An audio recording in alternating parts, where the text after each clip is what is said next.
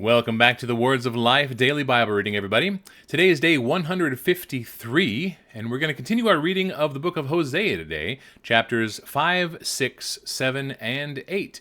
Let's dive right in. The book of Hosea, chapter 5. Hear this, O priests. Pay attention, O house of Israel. Give ear, O house of the king. For the judgment is for you have been a snare at Mizpah, and a net spread upon Tabor. And the revolters have gone deep into slaughter, but I will discipline all of them. I know Ephraim and Israel is not hidden from me, for now, O Ephraim, you have played the whore. Israel is defiled. Their deeds do not permit them to return to their God, for the spirit of whoredom is within them, and they know not the Lord. The pride of Israel testifies to his face. Israel and Ephraim shall stumble in his guilt. Judah also shall stumble with them. With their flocks and herds they shall go to seek the Lord, but they will not find him. He has withdrawn from them. They have dealt faithlessly with the Lord, for they have become alien children. Now the new moon shall devour them with their fields.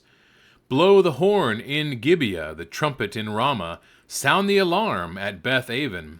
We follow you, O Benjamin. Ephraim shall become a desolation in the day of punishment.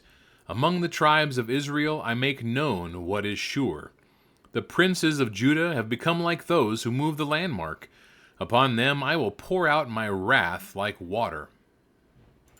Ephraim is oppressed, crushed in judgment, because he is determined to go after filth. But I am like a moth to Ephraim, and like dry rot to the house of Judah. When Ephraim saw his sickness and Judah his wound, then Ephraim went to Assyria and sent to their great king, but he is not able to cure you or heal your wound. For I will be like a lion to Ephraim, and like a young lion to the house of Judah. I, even I, will tear and go away. I will carry off, and no one shall rescue. I will return again to my place until they acknowledge their guilt and seek my face, and in their distress earnestly seek me. Hosea chapter 6. Come, let us return to the Lord, for he has torn us that he may heal us. He has struck us down, and he will bind us up. After 2 days he will revive us. On the 3rd day he will raise us up, that we may live before him. Let us press on to know the Lord. His going out is sure as the dawn. He will come to us as the showers, as the spring rains that water the earth. What shall I do with you, O Ephraim? What shall I do with you, O Judah? Your love is like a morning cloud, like the dew that goes early away. Therefore I have hewn them by the prophets, I have slain them by the words of my mouth, and my judgment goes forth as the light. For I desire steadfast love and not sacrifice, the knowledge of God rather than burnt offerings. But, like Adam, they transgressed the covenant. There they dealt faithlessly with me. Gilead is a city of evildoers, tracked with blood. As robbers lie in wait for a man, so the priests band together. They murder on the way to Shechem. They commit villainy. In the house of Israel I have seen a horrible thing. Ephraim's whoredom is there. Israel is defiled. For you also, O Judah, a harvest is appointed, when I restore the fortunes of my people. Chapter 7. When I would heal Israel, the iniquity of Ephraim is revealed, and the evil deeds of Samaria, for they deal falsely. The thief breaks in, and the bandits raid outside. But they do not consider that I remember all their evil. Now their deeds surround them, they are before my face. By their evil they make the king glad, and the princes by their treachery.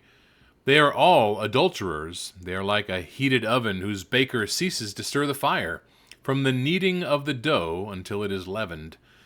On the day of our king the princes became sick with the heat of wine. He stretched out his hand with mockers.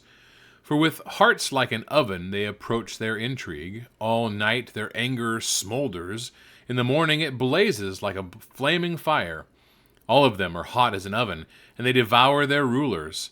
All their kings have fallen, and none of them calls upon me. Ephraim mixes himself with the peoples. Ephraim is a cake not turned. Strangers devour his strength, and he knows it not. Gray hairs are sprinkled upon him, and he knows it not. The pride of Israel testifies to his face, yet they do not return to the Lord their God, nor seek him for all this. Ephraim is like a dove, silly and without sense, calling to Egypt, going to Assyria. As they go, I will spread over them my net. I will bring them down like birds of the heavens. I will discipline them according to the report made to the congregation. Woe to them, for they have strayed from me. Destruction to them, for they have rebelled against me. I would redeem them, but they speak lies against me. They do not cry to me from the heart, but they wail upon their beds. For grain and wine they gash themselves. They rebel against me. Although I trained and strengthened their arms, yet they devise evil against me. They return, but not upward. They are like a treacherous bow. Their princes shall fall by the sword because of the insolence of their tongue. This shall be their derision in the land of Egypt. Hosea chapter 8.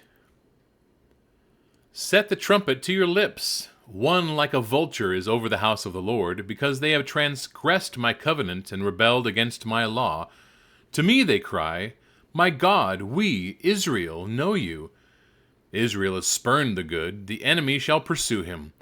They made kings, but not through me. They set up princes, but I knew it not. With their silver and gold they made idols for their own destruction. I have spurned your calf, O Samaria. My anger burns against them. How long will they be incapable of innocence? For it is from Israel, a craftsman made it. It is not from God. The calf of Samaria shall be broken to pieces. For they sow the wind, they shall reap the whirlwind. The standing grain has no heads, it shall yield no flour. If it were to yield, strangers would devour it. Israel is swallowed up. Already they are among the nations as a useless vessel. For they have gone up to Assyria, a wild donkey wandering alone. Ephraim has hired lovers. Though they hire allies among the nations, I will soon gather them up, and the king and princes shall soon writhe because of the tribute. Because Ephraim has multiplied altars for sinning, they have become to him altars for sinning. Were I to write for him my laws by the 10,000s, they would be regarded as a strange thing. As for my sacrificial offerings, they sacrifice meat and eat it, but the Lord does not accept them. Now he will remember their iniquity and punish their sins. They shall return to Egypt. For Israel has forgotten his Maker and built palaces, and Judah has multiplied fortified cities. So I will send a fire upon his cities, and it shall devour her strongholds. And that ends our reading for today, everybody. As we stated before, the continuation of the story of Hosea is certainly fascinating. But you can see, as we've just finished reading 1st and 2nd Kings, which really laid out the flow of all of the kings of Israel and Judah in the divided kingdom, and how evil they were. How many times did we hear that such and such king did evil in the sight of the Lord?